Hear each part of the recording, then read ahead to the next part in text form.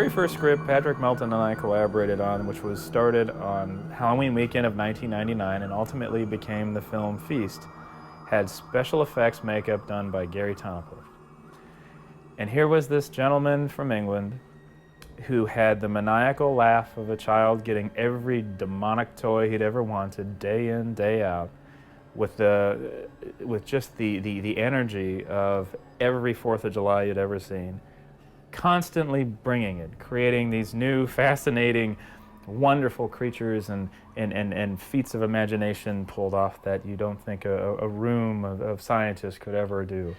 We'll just pop over the end there, and then we'll just fire out of her eye. So you saw a little flick of it, right? Yeah. You know, the whole thing. Oh, you know, I figure that's literally like 1, 2, 3, you know, and a big bunch of, you know, white mucusy stuff will just burst out of her eye. As she's like, you go. Oh my God. He's very passionate about what he does, and he's also developed a way to put a latex on with his face thing he's done for me.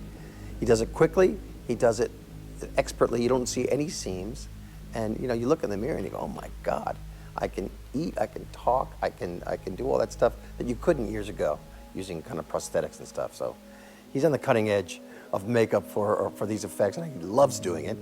And I'm just having a riot with him, watching how good he is, and I'm dying to see this movie to see what he's going to do with all these other effects. We were not a film of resources where we could always just go, well, you know, we'll do something digital with it. No, Gary's of the heart, where you can actually do it there. You can capture it there, and you can make it feel as real, and it's much more real if it's something that they've created that can actually scratch, take a bite, or chase you. And he's a magician. So these are secured with magnets and a rod mechanism in the back. So what we'll do is we pull out the rod and then on cue we can snatch the whole place off. And a big spray of blood will come in. Oh, and these yeah. are set with magnets. So you know, the whole thing will just fly off. Can you tell us for some keys? There's one scene where we go into this operating room and there's this body that is laying there, and it's a woman, you know, and it's cut open down the middle, and you just, I mean, it's so freaky. You walk into a room with something that looks that real. And that's the thing that I was blown away by, is all these things, like, they're not like life casts, they're sculpted.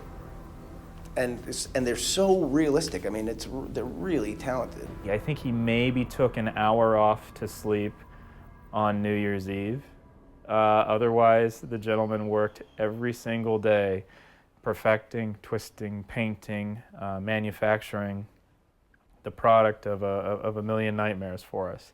And he did so consistently smiling, always laughing, with a team of artists that are just unparalleled in their loyalty, their dedication, and their commitment to a craft that is one of the great true forms of magic that cinema has to offer. And of course, his company also designed the mask. It's actually very comfortable to wear. At the end of each scene, Gary's guys come over and they take off the mask and they hold it for me. Time to go back in. Mask goes on, eye drops go in. He makes sure that I'm not in the contacts too long. He makes sure I get the break that I need to let my eyes rest and recover. When you look at yourself and you see this reflective property in these eyes, it's just so cool.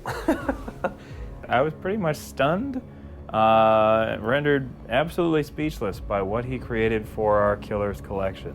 Like, those pieces are absolute works of art. And the entire movie was building up to that visual, and it was such an undertaking, and he just completely, Gary just disappeared into a new realm of talent that I never even knew existed in his vast arsenal of talents, to come back with something that was so beautiful, so macabre, and will make that film, will take the entire film and give it a visual stamp that no other has had.